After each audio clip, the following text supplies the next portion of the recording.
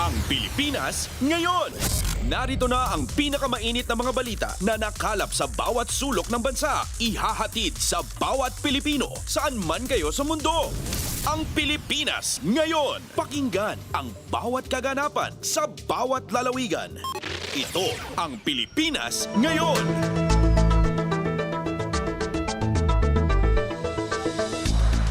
Magandang araw sa ating mga tagapakinig. Welcome po muli sa ating programang Ang Pilipinas Ngayon. Napapakinggan po ninyo saan mang bahagi ng mundo sa pamamagitan ng ating himpilang radyo Pilipinas World Service ng Presidential Broadcast Service. Napapakinggan po tayo sa Radyo Pilipinas World Service audio streaming sa inyong mga PBS Evox Receiver app at sa Radyo Pilipinas World Service official Facebook page at YouTube channel.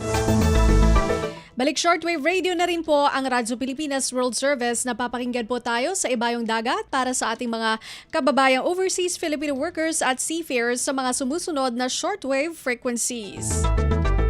Ang English program tuwing 10 a.m. hanggang 11:30 a.m. mapapakinggan sa 15.640 MHz, 17.750 MHz at 21.720 MHz. Ang Filipino program naman po tuwing 1:30 a.m. hanggang 4:30 a.m. mapapakinggan sa 9.920 MHz, 12.120 MHz at 15.190 MHz. Ito po si Bea Gaza de Guzman. Samahan po ninyo ako sa kabuuan ng ating programa ngayong araw. Kapapalooban pa rin po ng mga mahahalagang balita mula dito sa ating bansa, kasama ng mga segmentong business, sports, showbiz at ang mga ulat mula sa iba't ibang rehiyon ng Pilipinas. Antabayanan po sa inyo na sa ilang sandali ang kabuuan ng ating programang Ang Pilipinas Ngayon. Mga kaganapan sa Kamaynilaan at mga kalapit na lalawigan dito sa Ang Pilipinas Ngayon. Sa ating mga balita, pagbibigay ng agarang ginhawa sa mga Pilipino at pagtagpo ng ekonomiya ng Pilipinas, pinasisiguro ni Pangulong Ferdinand R. Marcos Jr. sa gitna ng epekto sa bansa ng Middle East crisis.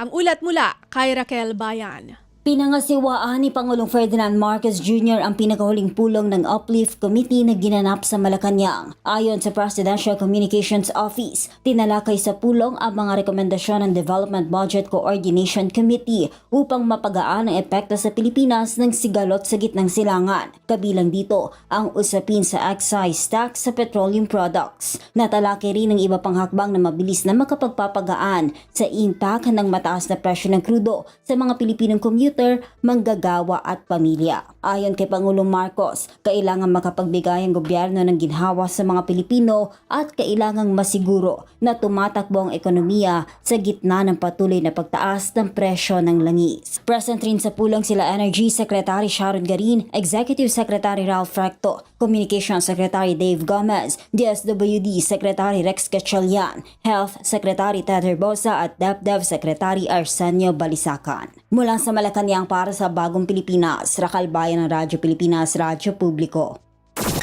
Kumpleto, detalyadong balitaan, di papahuli sa mahahalagang kaganapan. Kamustahin ang inang bayan, ang Pilipinas ngayon.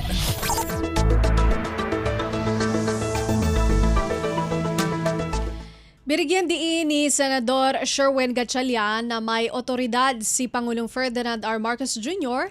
na i-take over ang operasyon ng mga oil companies at magpatupad ng price freeze kung tataas ng husto ang presyo ng produktong petrolyo gaya ng liquefied petroleum gas o LPG. Gid ni Gatchalian na sa ilalim ng Oil Deregulation Law, itinatakda ang kapangyarihang ito ng Pangulo kapag may national emergency. Para sa Senador, pwede nang magpatupad ng price freeze si Pangulong Marcos kung aabot ng 30 hanggang 40 piso kada kilo ang presyo ng LPG. Binigyang diin ni Gatchalian na itinuturing na basic commodity ang LPG na ginagamit sa mga kabahayan, restaurant, food and beverage businesses at maging ibang industriya gaya ng laundromats. Pwede niya nang mag-trigger ng isang price freeze, no? For example, sa LPG, kung ang LPG sisipa siya ng 30 pesos to 40 pesos per kilogram. So kung tataas siya ng sobrang taas, pwede nang i-trigger ng Pangulo yung kanyang kapangyarihan para mag-price freeze, no? Dahil ang LPG is a basic commodity. So maraming negosyo, in other words, maapektuhan kung biglang tumaas ang presyo ng LPG. Pahayag ni Senador Sherwin Gatchalian. Pasada ng mga balita mula sa Pilipinas para sa mga Pilipino saan man sa mundo. Ang Pilipinas ngayon. Ipinapataw na VAT sa produktong petrolyo pinalalagyan ng cap ng isang mambabatas. Balita mula kay Kathleen Forbes. Nanawagan si Tingog Party List Representative Jude Asidre na magpatupad ng limitasyon sa ipinapato na value-added tax sa produktong petrolyo. Ayon sa mambabatas, doble ang bigat ng pinapasa ng mga consumer dahil bukod sa mataas na presyo ng krudo, ay tumataas din ang VAT na kanilang binabayaran. Paliwanag niya na habang tumataas ang presyo ng langis, otomatikong lumalaki rin ang buwis na kinokolekta na lalo nagpapahirap sa mga mamamayan. Kaya naman anya makatutulong ang paglalagay ng cap o limitasyon sa VAT na ipinapataw sa bawat litro ng fuel upang hindi na madagdagan yung gastusin ng mga sektor tulad ng transport workers, magsasaka, mangingisda at karaniwang pamilya. Diin niya na sa panahon ng krisis nararapat na maging makatao at patas ang sistema ng pagbubuwis. Para sa Bagong Pilipinas, Kathleen Forbes, Radyo Pilipinas, Radyo Publiko. Kumpleto, detalyadong balitaan, di papahuli sa mahahalagang kaganapan. Kamustahin ang inang bayan, ang Pilipinas ngayon.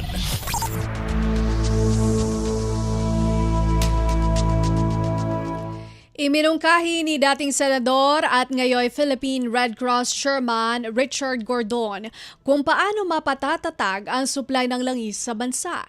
Ito'y kasunod na rin ng kakapusan sa supply ng mga produktong petrolyo bunsod ng nagpapatuloy na sigalot sa gitnang silangan. Ayon kay Gordon, mainam na magkaroon ng sariling imbakan ng petrolyo ang Pilipinas sa pamamagitan ng pagtatayo ng tank farms. Giit niya, magagamit ito upang makontrol ang presyo ng langis sa panahon ng emergency gaya ng sitwasyon ngayon sa gitnang silangan. Dagdag pa ni Gordon na magsisilbi itong alas ng gobyerno para maipagpatuloy ang operasyon at paghati nito ng serbisyo kung kapusin man ang supply ng petrolyo sa bansa. Isa pang suggestion ko, magtayo tayo dun sa Subic ng sarili nating tank farm. Para nakasiguro tayo sa langis. Yun para kung mawawala ng langis, meron tayong langis palagi. In fact, one of my people sa Cebu, nanghiram sila ng portable na tangke ng gasolina na pwedeng i-store yung gasolina o yung langis para habang mura nakabili ka. Dating Senador at ngayon Philippine Red Cross Chairman Richard Gordon. Pasada ng mga balita mula sa Pilipinas para sa mga Pilipino saan man sa mundo. Ang Pilipinas ngayon.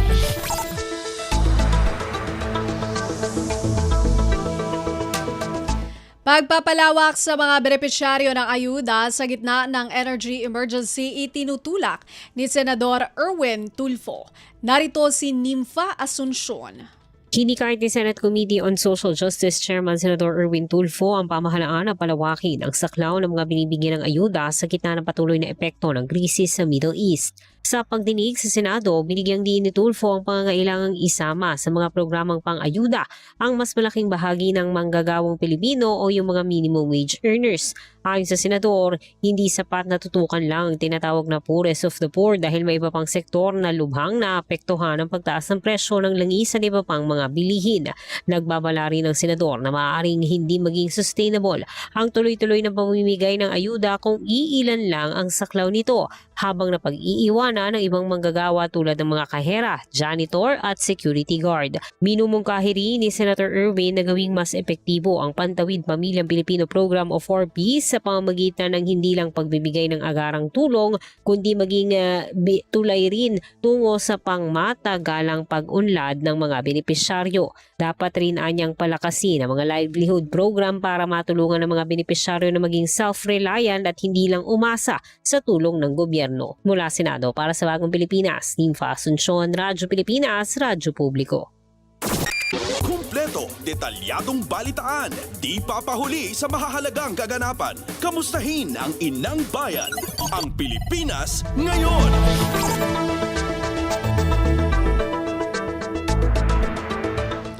Kinumpirma ng Department of Social Welfare and Development o DSWD na sapat hanggang 3 buwan na ayuda o social assistance ang pondo ng pamahalaan sa ilalim ng Assistance to Individuals in Crisis Situation o AICS. Ito ang iginiit ni DSWD Undersecretary Alia Dimaporo kung saan nilinaw nito na ang nasabing social assistance ay isang short-term at stopgap measure lamang upang harapin ang epekto ng oil supply disruption dulot ng gulo sa Middle East. Inihayag din ng DSWD ang commitment nito sa patuloy na pagtulong sa sambayanang Pilipino, lalo na ang mga labis na nangangailangan ngayon na may kinahaharap na national energy emergency ang bansa. With regards to yung sinabi po nyo about ayuda for the next 3 months, kaya naman. Kaya in the short term for the next 3 months. But we have to remember that this is a stopgap measure that affects our other programs. We have regular programs in IX. We're currently using our IX funds to respond to the fuel crisis. But we have regular programs na syempre affected na rin po sila. The medical, the burial, and other cash and financial assistance programs. Department of Social Welfare and Development o DSWD Undersecretary Alia Dimaporo. Pasada ng mga balita mula sa Pilipinas para sa mga Pilipino saan man sa mundo. Ang Pilipinas ngayon. World Health Day ginugunita ng Department of Health o DOH sa pagtulong sa mga repatriates mula sa Middle East. May report si Lawrence Tanhoco. Nakikisa ang Department of Health sa pagunita ng World Health Day sa pamamagitan ng pagbibigay ng komprehensibong serbisyong medikal sa mga repatriates mula sa Middle East. Prioridad ng DOH ang pagtugon sa pisikal, mental at emosyonal na kalagayan ng mga overseas Filipino workers na naapektuhan ng kaguluhan at ligtas na nakabalik ng bansa. Kabilang sa ibinigay ng suporta ang agarang serbisyong pangkalusugan at patuloy na pag-alalay sa kanilang pagbangon. Ayon sa DOH, bahagi ito ng patuloy na pangangalaga sa kalusugan ng bawat Pilipino saan man sa mundo, kasabay ng panawagan ng Administrasyong Marcos na bawat buhay ay mahalaga. Mula pa rin dito sa lungsod ng Maynila para sa Bagong Pilipinas, Lawrence Tanhoco ng Radyo Pilipinas, Radyo Publiko. Kumpleto, detalyadong balitaan, di papahuli sa mahahalagang kaganapan. Kamustahin ang inang bayan, ang Pilipinas ngayon.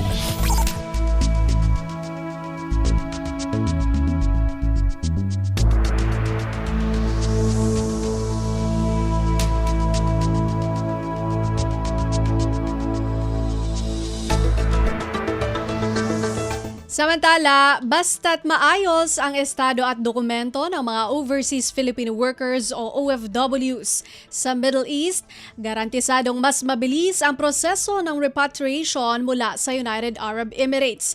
Sa pareham sa programang Global na Tayo ng Radyo Pilipinas World Service, ikinwento ni Kate Acson, OFW mula sa United Arab Emirates na aminado siya noong una na kritiko siya ng repatriation program ng pamahalaan. Ngunit bago ang kaniyang testimonya ng abutin lamang ito o ng 5 minuto ang pagproseso ng kaniyang papeles.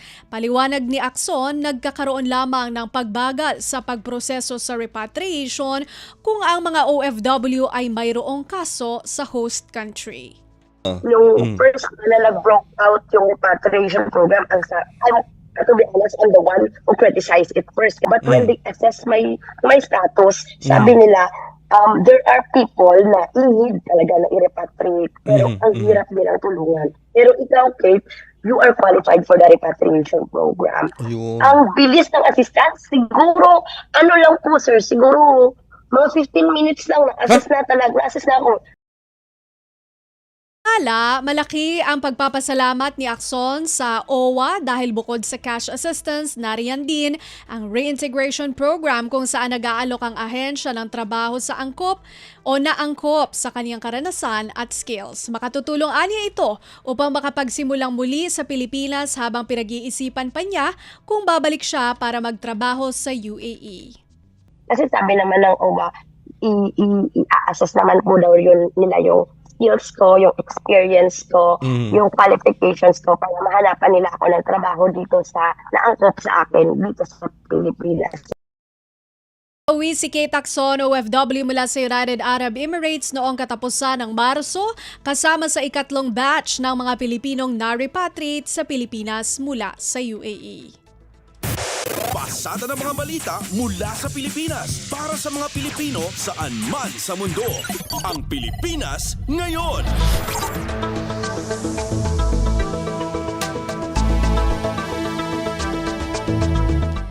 Patuloy ang Department of Labor and Employment sa paghatid ng tulong sa mga magsasaka sa industriya ng asukal.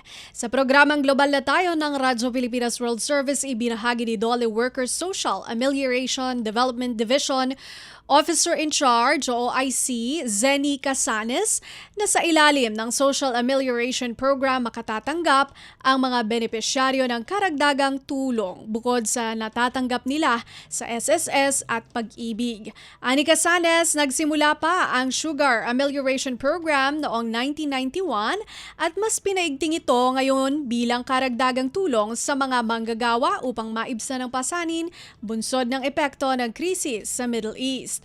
Kabilang sa tulong na maaaring pakinabangan ng mga benepisyaryo ang livelihood assistance at cash bonus. Ilan po sa mga programa or serbisyo na ibinibigay sa mga manggagawa ay ang maternity benefit, death benefit, and meron din po tayo, sir, livelihood assistance, educational assistance, and of course, which is 80% po nung yen ay napupunta as cash bonus. So ito po yung direktang cash na ipinapamahagi po sa mga manggagawa po natin sa industriya po ng asukal. Dole Worker Social Amelioration Development Division Officer in Charge, Zenny Casanes. Kumpleto, detalyadong balitaan, di papahuli sa mahahalagang kaganapan. Kamustahin ang inang bayan, ang Pilipinas ngayon.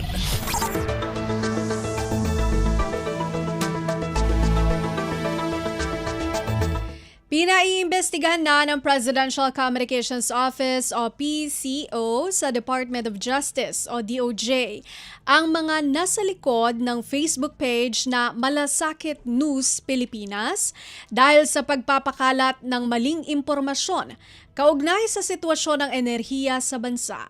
Ayon kay PCO Acting Secretary Dave Gomez, tinukoy ng Anti-Fake News Desk ng ahensya ang ilang posts na naglalaman ng peking balita, kabilang ang umano'y energy lockdown, fuel shortage at emergency lockdown.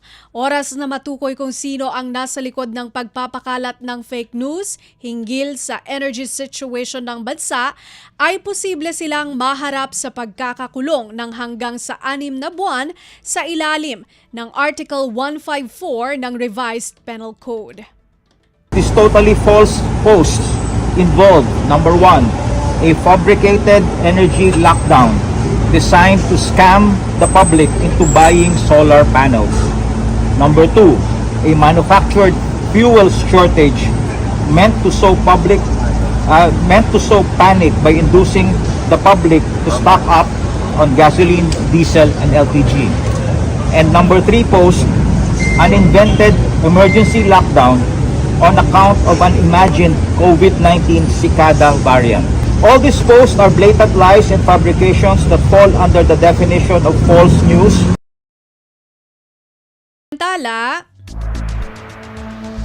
nagbabala rin si PCO Secretary Dave Gomez na wala silang sasantuhin at sisinuhin sa pagsasampa ng kaso sa mga nagpapakalat ng fake news. Ani Gomez, maituturing na isang seryosong opensa ang pagpapakalat ng maling impormasyon at balita habang humaharap ang bansa sa State of National Energy Emergency. We remind users of social media platforms that the government will exercise zero tolerance for those who maliciously and deliberately spread utter falsehoods and fabricated contents. Any attempt to mislead the public about the energy security, supply, or pricing to sow confusion will be treated as a serious offense. We will not let you get away with a crime. We will go after you and hold you to account. We are intensifying monitoring of social media and information ecosystems to detect and counter deliberate disinformation campaigns. PCO Acting Secretary Dave Gomez. Pasada ng mga balita mula sa Pilipinas para sa mga Pilipino saan man sa mundo. Ang Pilipinas ngayon.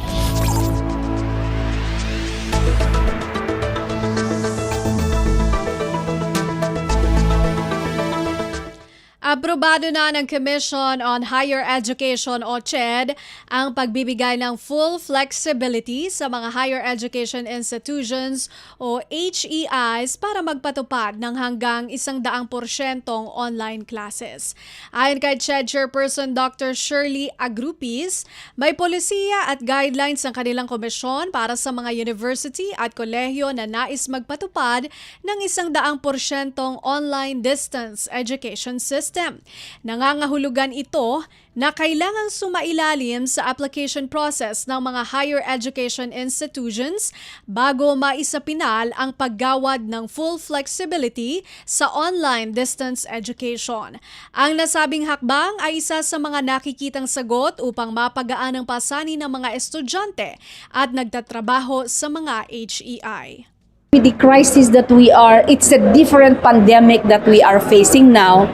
That's why we just approved yesterday that we are giving the full flexibility of all higher education institutions to adhere to the previously issued COVID-19 pandemic CMO. But on top of that, depending on their perceived readiness to offer the pure online, sila na yung magde-determine. But it does not necessarily mean that they offer na 100% online learning and teaching and learning management system ay hindi ibig sabihin na automatic na certified na sila for the ODEL program. CHED Chairperson Dr. Shirley Agrupis. Kumpleto, detalyadong balitaan, di papahuli sa mahahalagang kaganapan. Kamustahin ang inang bayan, ang Pilipinas ngayon.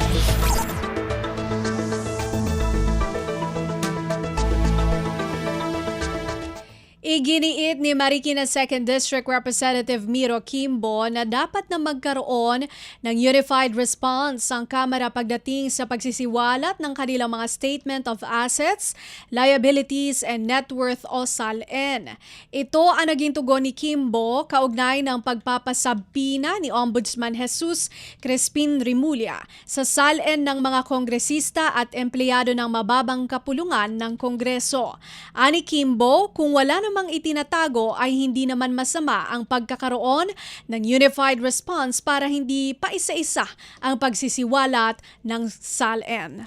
We have been saying from the beginning that we need to have a unified response pagdating dyan sa usapin na yan, and that instead na nagkakaroon ng panakan na kapaisa-isa na usapin ng SALN, I think if people have nothing to hide, let's have a unified response so that everyone in Congress will reveal their SALNs. And in fact, I think may recommendation na to that effect, but I leave that to si Senior Deputy Speaker Ferdinand Hernandez to answer that question. Marikina 2nd District Representative Miro Kimbo. Pasada ng mga balita mula sa Pilipinas para sa mga Pilipino saan man sa mundo. Ang Pilipinas ngayon.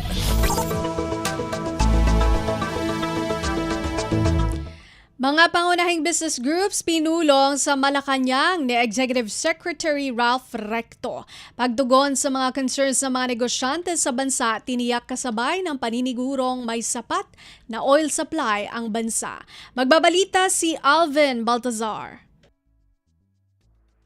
Tiniyak ng Malacanang sa mga negosyante na tinutugunan ng administrasyon ang kanilang concern sa gitna ng kooperasyon ng pamahalaan at ng pribadong sektor upang mapagaang ang epekto ng pabago-bagong presyo ng langis sa buong mundo. Umarap sa pulong si Executive Secretary Ralph Recto na kung saan ay tiniyak nito sa business groups ang tinutugunang mga bagay na may kinalaman sa patuloy na pagtaas ng logistics cost, pangangasiwas sa port congestion, pagpapabilis ng mga reforma sa pagpapadali ng kalakalan at paggamit ng mga bagong pinagkukunan ng enerhiya. Sa pulong ay tiniyak din ng Executive Secretary sa mga kinaukulang business group na may sapat na supply ng langis ang bansa. Hinigi din naman direkto sa pribadong sektor na suportahan ang energy saving measures na patuloy na ikinakampanya ng pamahalaan, ganun din ang pagpapatupad ng flexible work arrangements para mabawasan ang fuel demand habang hiningi din ito ang kooperasyon para mapigilan ang unfair pricing practices. Ilan sa mga present sa meeting ay ang Semiconductor and Electronic Industries in the Philippines Foundation,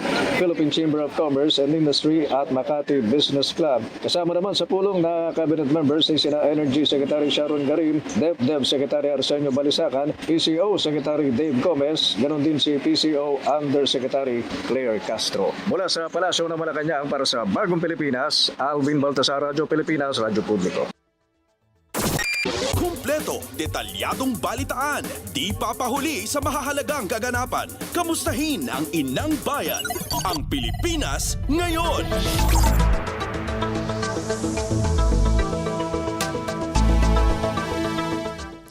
Foreign reserves ng Pilipinas umabot sa 107.5 billion US dollars noong Marso taong 2026. Si Melanie Valdez Reyes sa report. Umaabot sa 107.5 billion US dollars ang gross international reserves o GIR ng bansa noong katapusan ng Marso 2026. Ayon sa Bangko Sentral ng Pilipinas, ang antas na ito ay nagpapakita ng matibay na panangga laban sa mga panlabas na hamon o panganib sa ekonomiya. Katumbas ito ng humigit kumulang na 7.1 buwan halaga ng pag-aangkat ng mga produkto, serbisyo at kita mula sa ibang bansa. Bukod dito, kayang tustusan ng kasalukuyang reserves ang halos 3.9 na beses ng panandali ang utang panlabas ng Pilipinas na nagpapakita ng sapat na kakayahan ng bansa na harapin ang mga obligasyong pinansyal sa labas ng bansa. Binubuo ang GIR ng mga foreign-denominated securities, foreign exchange at iba pang reserve assets kabilang ang ginto. Ipinaliwanag ng BSP na mahalaga ang mga reserbang ito bilang proteksyon laban sa mga biglaang pagbabago sa pandaigdigang ekonomiya. Nakatutulong din ito upang matiyak na kayang bayaran ng Pilipinas ang pag-aangkat, mabayaran ng utang panlabas at mapanatili ang katatagan ng piso. Para sa Bagong Pilipinas, Melanie Valdez Reyes, Radyo Pilipinas, Radyo Publiko. Pasada ng mga balita mula sa Pilipinas para sa mga Pilipino saan man sa mundo. Ang Pilipinas ngayon. At yan ang ating nakalap ng mga national news ang tabayanan, ang regional news. Magbabalik po ang programang Ang Pilipinas Ngayon, makalipas ang ilang paalala. Garantisadong solusyon at aksyon ang handog sa iyo ng Bagong Pilipinas Presidential Action Center. Sundin lang ang mga sumusunod para makakuha ng appointment. Para sa wala pang eGov PH app account, panoorin ang video para malaman kung paano gumawa ng account. Kung meron ng account sa eGov PH app, mag-login dito. Saka hanapin ang online registration tab para sa Bagong Pilipinas Presidential Action Center. Pindutin ito para makita ang available na government services. Piliin ang serbisyo na iyong kailangan mula sa listahan. I-upload ang requirements ng serbisyong kailangan mo. Pumili ng petsa at oras kung kailan nais pumunta sa Bagong Pilipinas Presidential Action Center. I-submit na ang iyong application at bigyan ng pagkakataon na ma-review ang iyong isinumiting requirements. Hintayin ang QR code para sa kumpirmasyon ng iyong schedule. Makakatanggap ka ng text message para malaman kung naaprubahan ito. Sakaling hindi ito maaprubahan, makakatanggap ka rin ng text message para ipaalam ang kulang na requirements sa kasubukang mag-register ulit.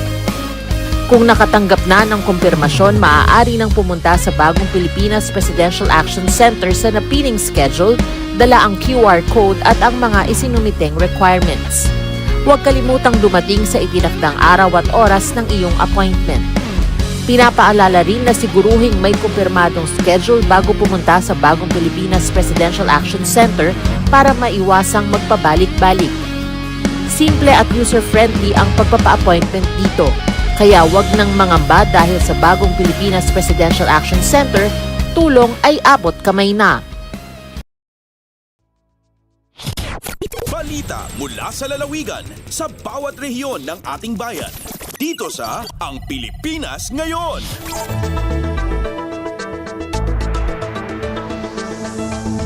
Nagbabalik po ang programang Ang Pilipinas Ngayon. Narito na po ang mga balita mula sa ating mga kasamahan sa iba't ibang mga rehiyon dito sa ating bansa para sa ating regional news ngayong araw na ito. Department of Trade and Industry o DTI Pangasinan at Local Price Coordinating Council ng isang bayan sa Pangasinan nagkaisa para sa proteksyon ng mamimili. Si Sara Kayabyab ng RP Dagupan sa balita.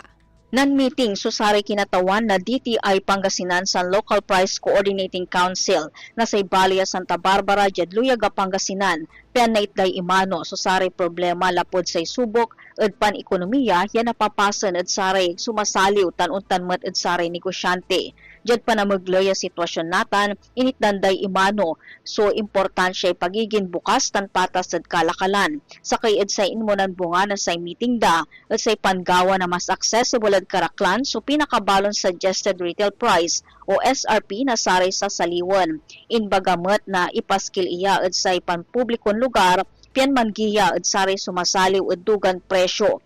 In panangnangmet na sa pankakasakoy ya lokal ag gobyerno jad pa na maglaya LPCC tan sa DTI Pangasinan so saksakoy yaget mada ya asikasuan so panmaungan na saray sumasaliw itulak so patas siya kalakalan tan napansan siya so katatagan na presyo sa saliwan ed balay.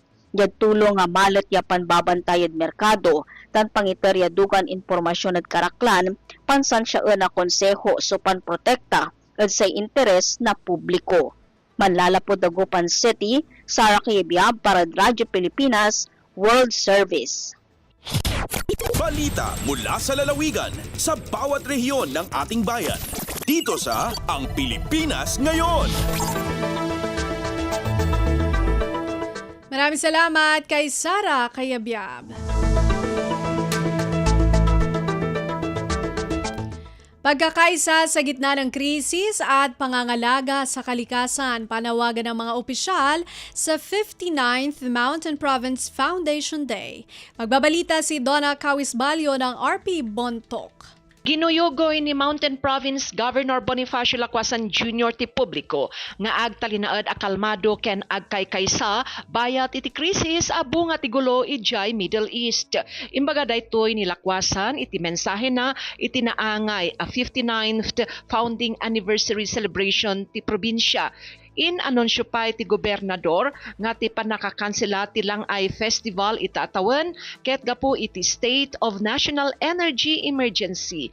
Kabayatan na impaganat-gatmat ni Mountain Province House Representative Maximo Dalog Jr. ang napatag ti relasyon ti kultura ken aglawlaw. Sigon ken kuana saan amagunod ti panagtalinaed ti kultura no madadaol ti aglawlaw. Gapu na ang nagpanawagan isu na kadagiti umili nga isardeng ti panagpo iti kabanbantayan ken ipakat ti tunggal maysa ti responsibilidad na iti panangsalaknib ditoy. Suportado met ni Vice Governor Jose Dominguez ti panawagan iti panagkaykaysa ken panangsalaknib iti aglawlaw agturong iti inklusibo a panagduras ti probinsya. Donna Cawisbalio para sa Radyo Pilipinas World Service.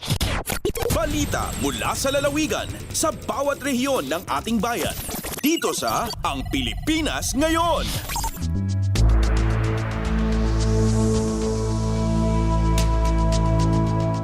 Maraming salamat kay Donna Cawisbalio.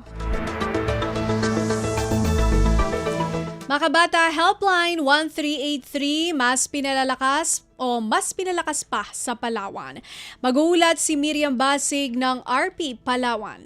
Papabaskeg ang gobyerno ang probinsyang Palawan ang lagi-laging pagtugon sa mga kaso ang pag-abuso pagi sa Makabata Helpline 1383. Tingadigi ay ang buwat ang exploratory meeting ang gobyerno para pabaskagan ang pagpapaimplementary ang Makabata Helpline 1383 isang pagnasyong plataporma para sa madasig ng pag-report ig mga aksyon sa mga kaso ang pag-arabuson sa mga bata. Parte jai ang titingway ang gobyerno ang Palawan labiran sa CareGov is Senergov nga akasentro sa mas mawayang nga koordinasyon ig pakikipagtabiangan ang ibang ahensya ig mga sektor. Sa meeting ay ing arampangani ang Provincial Social Welfare and Development Office ig ang Council for the Welfare of Children ang mga plano para sa mas magpapatibay ang mga interbensyon laban sa masyado rong problema sa pag-arabuson sa mga kabataan. Base sa datos ang Palawan Provincial Police Office, duro paranged ang matas nga kasong ing atubangi ang Women and Children Protection Desk impas sa 2022 at sa 2025 animan mas ing papakilala ang Makabata Helpline 1383 para sa libre eg madasig nga pagbaragan. Katabida sa inisyatibang dya ang No Wrong Door Policy nga aga siguro nga anumang mga bag nga ing ipabot sa maski anong mga opisina ay hindi mamaipit kundi lagi-lagi ay papasar ig matutugunan ang arabatapat nga ahensya. Pagidigi ing lalamang mas mapapadasig ang pagpapaabot itabiyang nga ing sasarigang mas matamapang biktima pa sa mga lugar sa Palawan ang matatawan iproteksyon ig suporta. Alindigi sa Puerto Princesa, Palawan, si Miriam Tejada Basig, Radyo Pilipinas, World Service. Balita mula sa lalawigan sa bawat rehiyon ng ating bayan. Dito sa Ang Pilipinas Ngayon.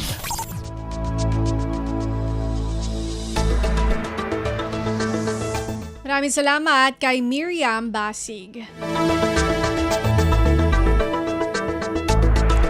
Lokal na pamahalaan ng Gandara, Samar, tinanggap ang solar-powered irrigation project para sa mas matatag na agrikultura.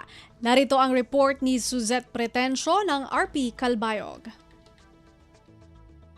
Ginkarawat san gobyerno lokal san Bungto san Gandara, Samar, ang team san Primex Incorporated para sa courtesy call ngan project meeting may kalabutan sa Philippine Solar Powered Irrigation Project o PSPIP. Ang Gandara, usa sa mga napili nga benepisyaryo san proyekto, kundi ginpili ang barangay kasabahan nga project site.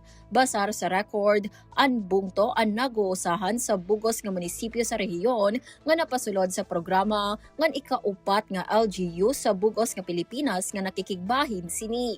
Gintalakay sa meeting ang mga importante nga aspeto sa implementasyon sa proyekto, koordinasyon ng technical nga detalye sa pagpadayon san proyekto. Sumala san LGU, dako iningatikang pakadto sa pagpauswag san sustainable nga agrikultura ngan pagparigon san kapasidad san Bungto kontra sa epekto san klima. Matikang sa Radyo Pilipinas Calbayog, ini si Suzette Pretensio para sa Radyo Pilipinas World Service. Balita mula sa lalawigan sa bawat rehiyon ng ating bayan. Dito sa Ang Pilipinas Ngayon. Maraming salamat kay Suzette Pretensio.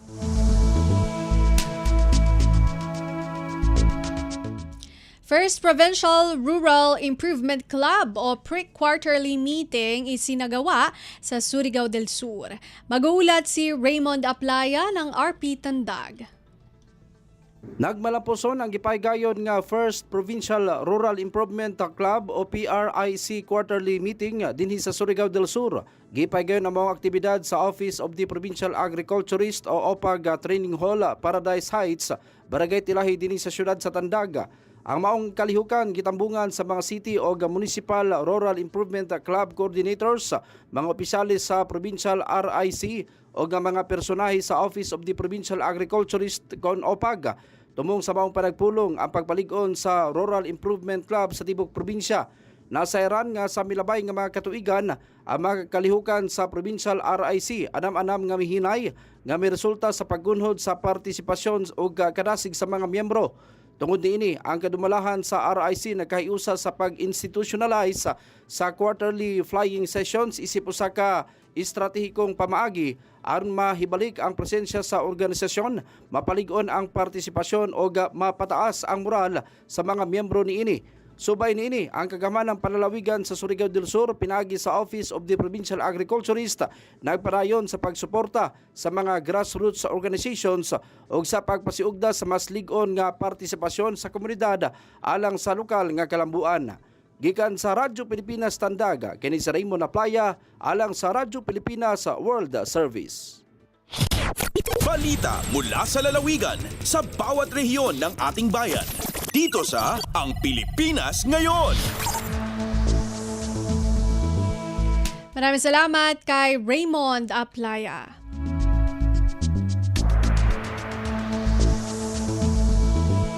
Pinakamatanda nagtapos sa literacy program sa panglimang estino sa Sulu, natutong bumasa at sumulat sa edad na 70. Balitang hatid ni Norida Salip Julkiram ng RP Holo. Hinarat hiismun kapituan tahunin pangungulam dahil barangay Tiptipon hapasisil simpang lima istino halupasug in pinakamaumul na katanggos sa literacy program sin pitsa unong simbulan yan April tahun 2000 tag-unom. Hiismun nagapasampay sin pagsarang sukul niya o mga timawang apat madaw katin maksud niya makapag-eskola misan malaas na apat sadya makaingat sumula tipan mas sa malagutawang dunhaynin Army Literacy Patrol System at WAALP sa pagunhanan sin 21st Infantry Invincible Battalion iwan sighibanan pa timukuha nila awla na hapagbihil makaon sa kahabamatas sukawi na sin MSSP iwan gawad kalinga. Piagsarang sukulan niya Rizal in mga kamastanan nakurasin kauman hapagtabang supaya magumpa at in pakaradyaan ini. At ahon yan, ininay ni kaunong closing exercises sa panglima istino minaon kapituan tag-unom in completers kapatan tag-pito dunhay ni junior high school iwan kauhaan tag-siyam in elementary graduate. Dahil nga RP Holon dito sa Julkiram para sa Radyo Pilipinas World Service. Balita mula sa lalawigan sa bawat rehiyon ng ating bayan. Dito sa Ang Pilipinas Ngayon.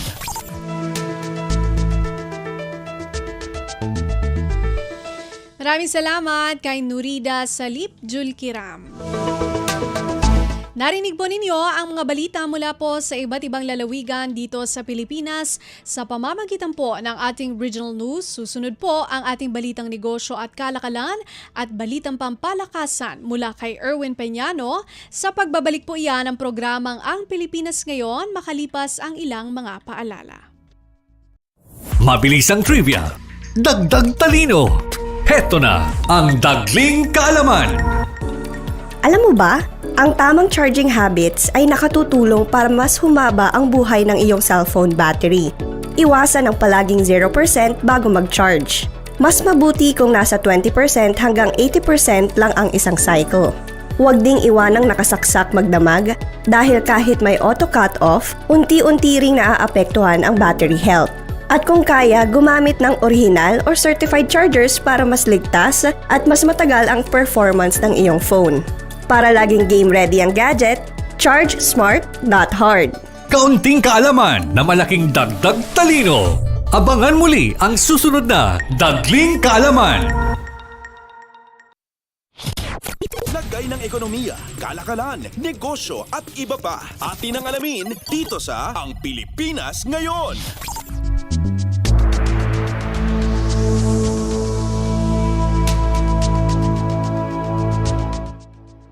Magandang araw, narito na ang mga naungunang balita sa larangan ng pagninegosyo at kalakalan.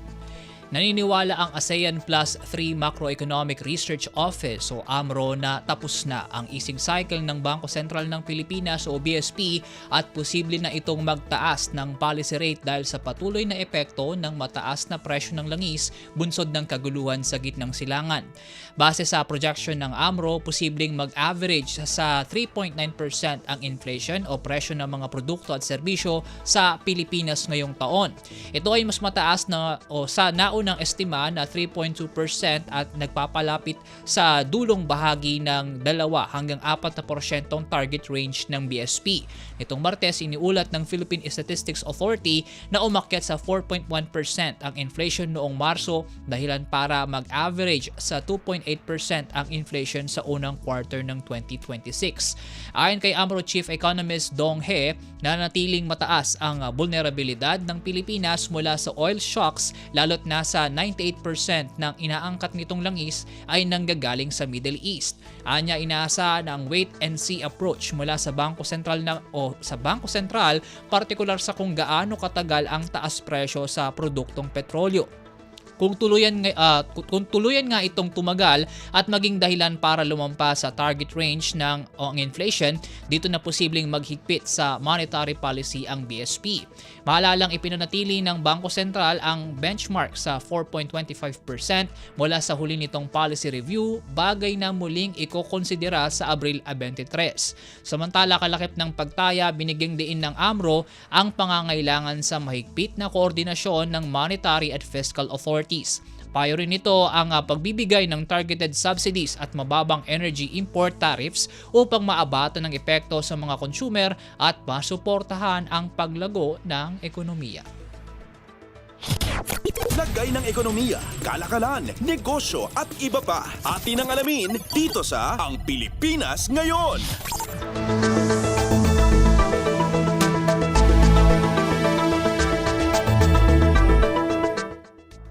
Sa iba pang balita, nais ng Philippine Competition Commission o PCC na ipa-review sa pamahalaan ang kasalukuyang mga panuntunan sa mga kumpanyang may kinalaman sa electricity generation o retail supply. Nagugat ito sa issue sa kompetisyon sa retail electricity market. Sa isang pahayag, sinabi ng PCC na ang retail electricity suppliers o RES na may kaugnayan sa power generators ay maaaring may advantage o bentahe kung iahambing sa independent players dahil mas madali ang kanilang access sa electricity supply. Babala ng komisyon kung ipaprioridad ng generators ang pagsusupply sa kanilang affiliate retailers gamit ang mga kontrata at spot market, magiging limitado na lamang anila ang access ng independent suppliers sa kuryente. Dahil dito, pinatitingnan ng PCC ang pagbusisi sa mga kasalukuyang polisiya sa vertical integration nang sa gayon ay masigurong nasa tamang level ang sektor at naitataguyod ang patas na kompetisyon. Lagay ng ekonomiya, kalakalan, negosyo at iba pa. Atin ang alamin dito sa Ang Pilipinas Ngayon.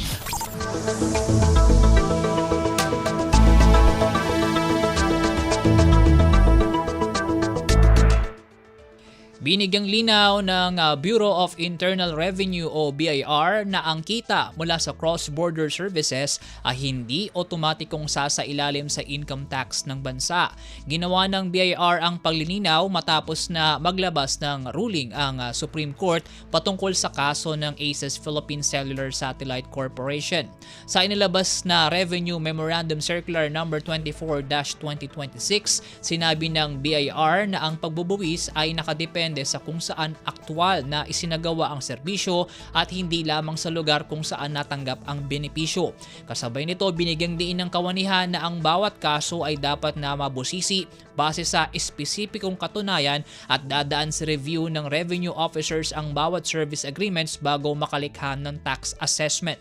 Kailangan din nila na ang assessments ay malinaw na ipinakikita ang legal at factual na basihan o salig sa tax code. Upang masuportahan ang compliance, hinihikayat ng BIR ang mga taxpayer na magsumite ng mga dokumento gaya ng service contracts, pruweba na isinagawa ang serbisyo sa ibang bansa at tax residency certificate sa tuwing magpapa-audit. Ayon kay BIR Commissioner Charlito Mendoza, ang nasabing hakbang ay upang masigurong patas at tuloy-tuloy ang pagpapatupad ng tax rules habang nagbibigay ng malinaw na gabay sa mga nagbabayad ng buwis. Lagay ng ekonomiya, kalakalan, negosyo at iba pa. Atin ang alamin dito sa Ang Pilipinas Ngayon.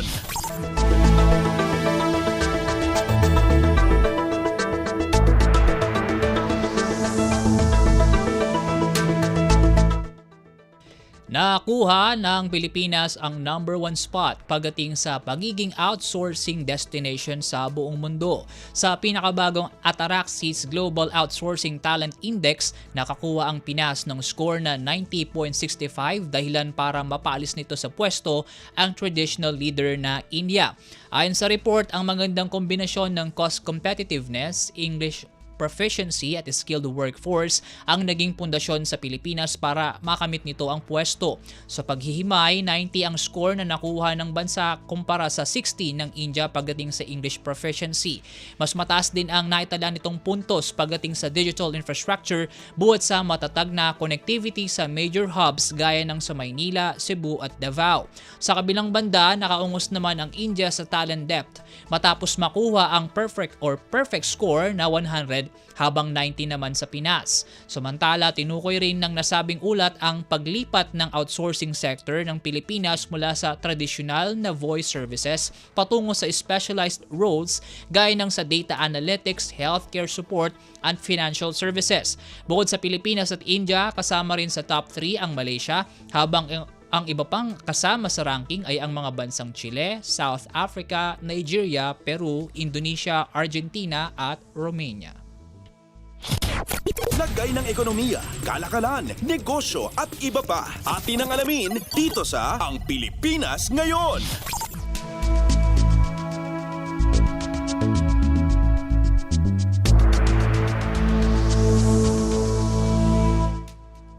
At para naman sa ating foreign exchange rates ngayong araw, Abril 8 taong kasalukuyan, ang palitan ng piso sa United States dollars ay nasa 60 pesos and 21 centavos, 38 centavos sa Japan yen, 46 pesos and 96 centavos sa Singapore dollar, 4 centavos sa South Korea won, 8 pesos and 78 centavos sa China yuan, 7 pesos and 68 centavos sa Hong Kong dollar, 80 pesos and 9 centavos sa United Kingdom pound, 69 pesos and 84 centavos sa palitan sa euro, 43 pesos and 34 centavos sa Canada dollar, at 16 pesos and 3 centavos sa Saudi riyal. Lagay ng ekonomiya, kalakalan, negosyo at iba pa. Atin ang alamin dito sa Ang Pilipinas Ngayon.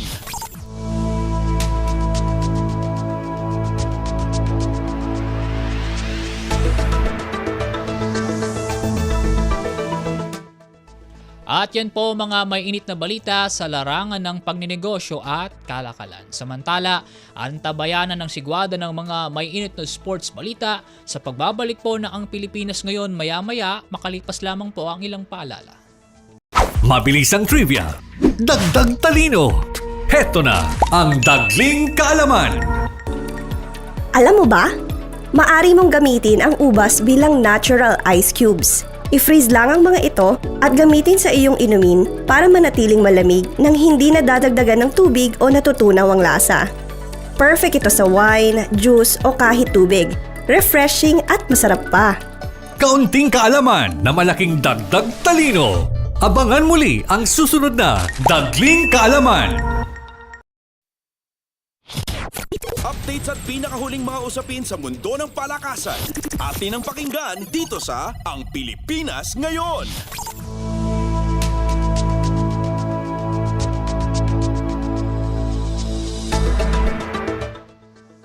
At nagbabalik po ang Pilipinas Ngayon. Para naman sa sigwada ng mga may init na sports balita, unahin natin ang tennis. Magandang performance ang buena mano ni Filipina tennis ace Alex Ayala sa Upper Austria Linz Open matapos na dispatchahin ang hometown bet na si Julia Grabher sa kanilang salpukan Martes sa Europa habang madaling araw naman ng Miyerkules sa Pilipinas. Sa unang set ay naging matindi ang palitan ng dalawa, ngunit pagdating sa 10th game ay dito na umarangkada si Ayala para selyuhan ng 6-4 ang score.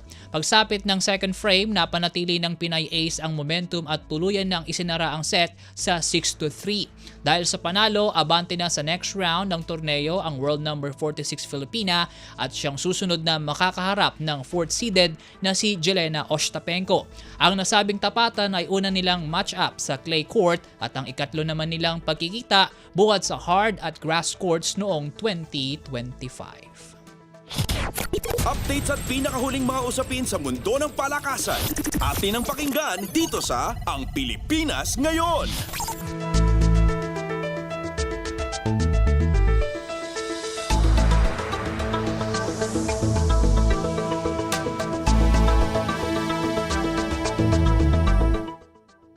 Mula tennis, lipat naman tayo sa volleyball.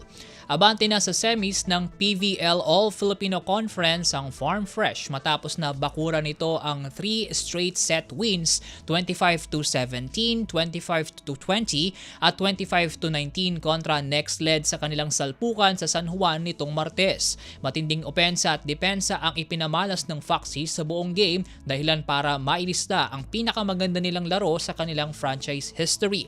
Nanguna pa rin sa Farm Fresh ang bagsik ng namumurong MVP na si Tricia Tubo na kumana ng 12 points sa 10 attacks, kalaki pa ang naitukod na 2 blocks. Maganda rin ang ipinakita ni Ces Molina sa laban matapos itampok ang 10 points na kanyang naipon sa mga opensa habang 16 excellent sets at 5 points ang naitala ni Alohi Robins Hardy. Thumbs ups naman si Foxes head coach Koji Chusu Rabara sa disiplinang ipinakita ng kanyang mga alaga at ipinagmalaki ang kanilang kauna-unang semifinals ticket sa torneo. Samantala sa bukod na match, semis bound na rin ang Creamline matapos na pataubi ng Akari sa kanilang match 25-23, 25-20, 16-25 at 25-16. Romachada para sa Cool Smashers si Alyssa Valdez na umipo ng 20 points habang 13 points at 12 points naman ang naiambag ni na Bernadette Pons at Pangs Panaga. Sa ngayon, kompleto na ang last 4 teams ng komperensya na binubuo ng Farm Fresh, Creamline, PLDT at Signal. Updates at pinakahuling mga usapin sa mundo ng palakasan. Atin ang pakinggan dito sa Ang Pilipinas Ngayon.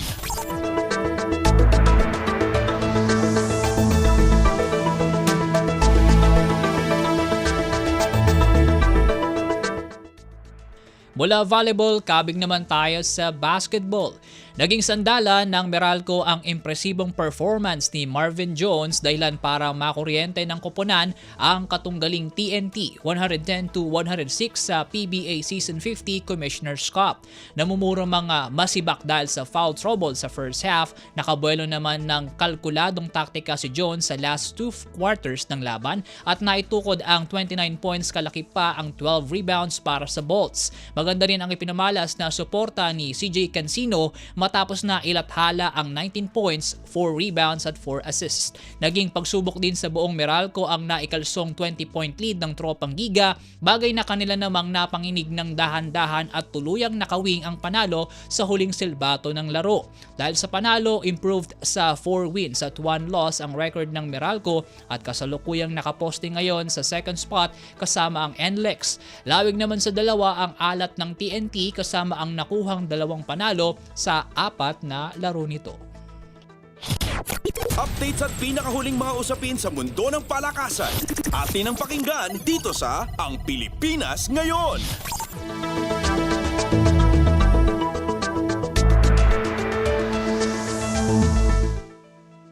At sa weightlifting naman, record-breaking performance ang ipinamalas ng Filipina Paralympia na si Asiel Jingy Guion mula sa pagbuhat nito sa Asia Oceania Para Powerlifting Championships 2026 sa Bangkok, Thailand. Nabasag ng 55-year-old athlete ang Asian record sa women's 45 kg legend category mula sa pagbuhat ng 87 kg sa opening day. Hindi pa nakontento rito si Guion at sumilat pa ng 4 na gintong medalya sa kanyang dibisyon, partikular ang pagsungkit ng best lift at total lift sa Open at Asian competitions. Kinalaunan ay nakuha pa ito ng 2 bronze para patamisin pa ang magandang simula ng Philippine Para Powerlifting Team. Samantala, kinapos naman sa buhat si Maridol Pamatian matapos na maging 4th place sa women's 41 kg division. Ang Bangkok Championships ay may mahalagang gampanin lalo't nagsisilbi itong qualifier para sa mga nais na makasampa sa Asian Para Games 2026 sa Japan. Nag-aambag din ito ng puntos sa world rankings na siya namang basihan para sa mga mapapasama sa 2028 Summer Paralympics. Updates at pinakahuling mga usapin sa mundo ng palakasan. Atin ang pakinggan dito sa Ang Pilipinas Ngayon.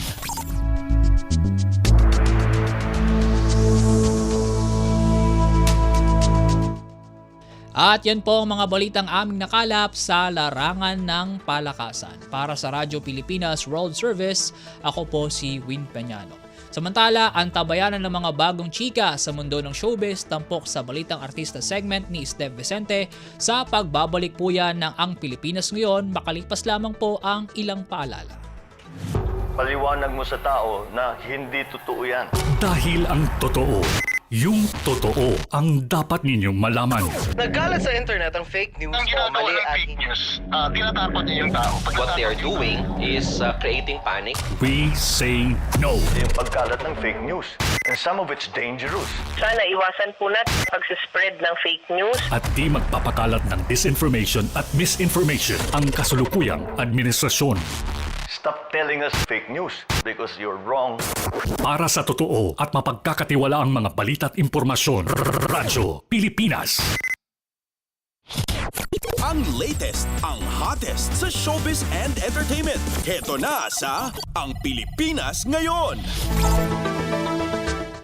Magandang araw! Nagbabalik na po ang ating programang Ang Pilipinas Ngayon at narito na ang paboritong segmento ng mga chismoso at chismosa, ang segmentong Balitang Artista. Narito muli ang inyong chikadora Steph Vicente upang hatid ang mga pinakamaiinit na showbiz balita para sa araw na ito. Hindi ko na patatagalin pa ang ating introduction at simulan na natin ang ratsyada ng mga chika!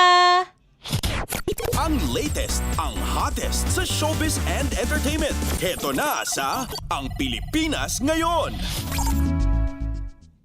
45 minutes mula 4:15 to 5 o'clock ng hapon. Yan ang oras ng pagpa-perform ng BINI na binubuo ni Joanna, Aya, Colette, Maloy, Gwen, Stacy, Mika at Sheena para sa kanilang debut sa Coachella. Magaganap ito sa Mojave Tent ayon mismo sa post sa Instagram ng Coachella Valley Music and Arts Festival. Gaganapin ito sa Biyernes, Abril 10 at sa Pilipinas ay Sabado yan, Abril 11 mula 7:15 a.m. hanggang 8 a.m. Kabilang sa mga magpe-perform sa Coachella ngayong taon sina Sabrina Carpenter, Justin Bieber at Karol G. Ganon din ang Cat's Eye, Big Bang, Addison Rae, Giveon, Somber, Pink Pantheress, Taemin, Creepy Nuts, Fujikaze, Levy at marami pang iba. Sikat na sikat ang Coachella dahil dinadaluhan ito ng mga high-profile celebrity, may diverse lineups featuring massive reunions at status bilang premier social media influencer. Hotspot, isang glamorous cultural event kesa sa pagiging isang music festival. Nagsisilbi din itong trendsetter sa fashion at music na umaakit ng worldwide attention sa mga kakaibang pagtatanghal dito. At ngayon, itataas na nga ng BINI ang Original Pinoy Music o OPM sa global stage bilang bahagi ng Coachella, ang isa sa pinakamalalaki at inaabangang music festival sa buong mundo. Mapapanood ang live stream nito sa Coachella YouTube channel. Quote and unquote, dala namin yung energy nyo, lahat ng binibigay nyo sa amin, ready namin i-share yon sa buong mundo. Bringing our sound, our stories, and the Filipino music to bigger stage. Yan ang sabi ni Maloy sa naunang interview. Kahapon ay inanunsyo na rin ng Netflix ang paglabas ng official documentary ng BINI na BINI docu-series na nag-aalok ng isang intimate behind the scenes sa kanilang journey bilang isang grupo mula sa kanilang mga pagsasanay hanggang sa kanilang pagsikat bilang isa sa mga nangungunang P-pop act sa bansa. Ang documentary ay nakatakdang ilabas sa Biyernes, Abril 10, 2026. Ang latest, ang hottest sa showbiz and entertainment. Heto na sa Ang Pilipinas Ngayon. Sa iba pang mga chika, marami ang nagtataka kung bakit nai-issue na itong si Kapuso Primetime Queen, Marian Rivera, nalalayasan na raw niya ang GMA7. Anik-anik na gusto raw magdrama ni Marian at may magandang material di umano ang nandyan sa kabilang bakod sa ABS-CBN. Lalo na raw at nag-iisa lang ang show ni Marian sa GMA7, ang Stars on the Floor, kung saan kasama niya dyan, no? Ang dati niyang co-star sa Carmela na si Alden Richards. Pero yun nga, paano raw mangyayari ang ganon? Baka dahil sinasabing may movie ulit sina Marian at ang kanyang hubby na si Dingdong Dantes sa Star Cinema na di umano'y pang Metro Manila Film Festival 2026. Kaya nagkakaroon ng ganong mga usapin. Saka mismong si Marian na ang nagsabi ilang beses na sa mga nakaraan niyang interview na gusto niya talagang mas magkaroon ng oras sa dalawang anak nila ni Dingdong na sina Zia at Sixto. Ang latest, ang hottest sa showbiz and entertainment. Heto na sa Ang Pilipinas Ngayon. At sa pagtatapos ng ating segmento, fangirling mode si Ann Curtis sa Tokyo, Japan. Hindi lang hindi lang basta nagbabakasyon si Ann at ang kanyang anak na si Dahlia sa Tokyo. Andun din siya para sa interview sa Devil Wears Prada stars na sina Anne Hathaway at Meryl Streep. Nakalagay sa kanyang IG story ang istoryang iyan, no? Kumbaga yung mga konting details, no, ng kanyang pagpunta sa Tokyo. Quote unquote, OMG, totally had an Andy Sach moment. Dying, can't wait to share, but they were both so sweet as an actress, an absolute dream come true. Yan ang sabi ni Ann sa nauna niyang post.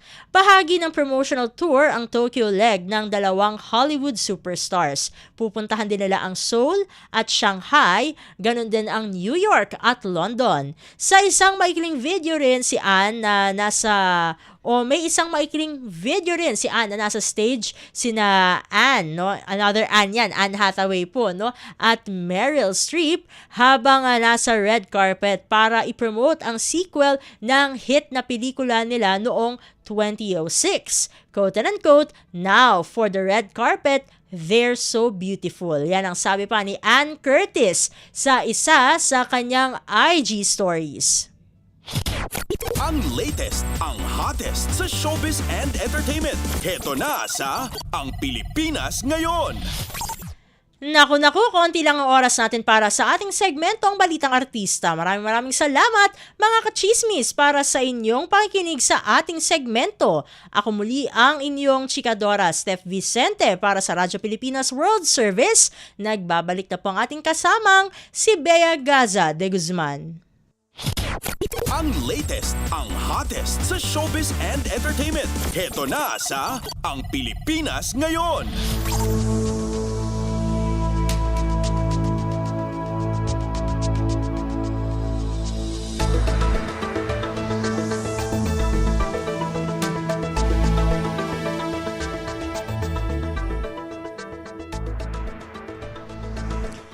Maraming salamat kay Steph Vicente para po sa ating balitang showbiz.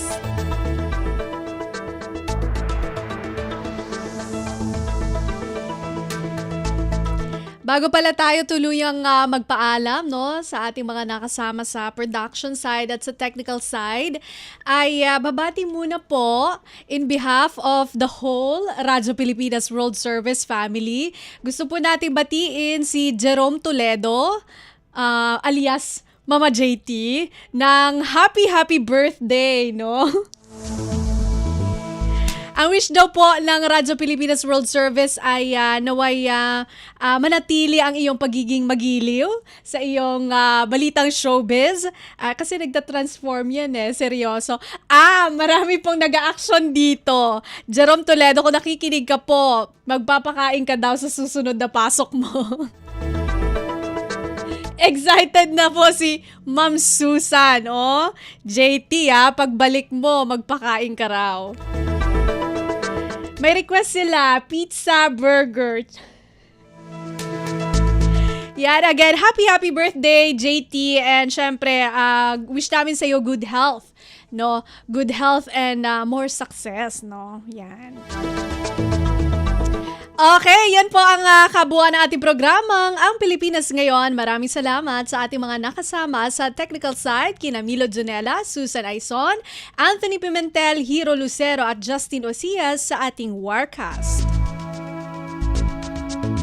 Maraming salamat din sa ating executive producer, Steph Vicente, na siya ring naghatid ng showbiz balita sa mga nagulat mula sa iba't ibang lalawigan ng ating bansa para sa ating regional news, kay Erwin Peñano para sa balitang business at sports, at maraming salamat din sa ating station manager, Mr. Ray Sampang. Hanggang sa susunod na edisyon ng ating programang Ang Pilipinas Ngayon, ito po si Bea Gaza de Guzman. Magandang araw. At yan ang Pilipinas Ngayon. Muling samahan sa parehong oras at alamin ang pinakahuling mga kaganapan at balita saan man kayo naroon. Ang Pilipinas Ngayon.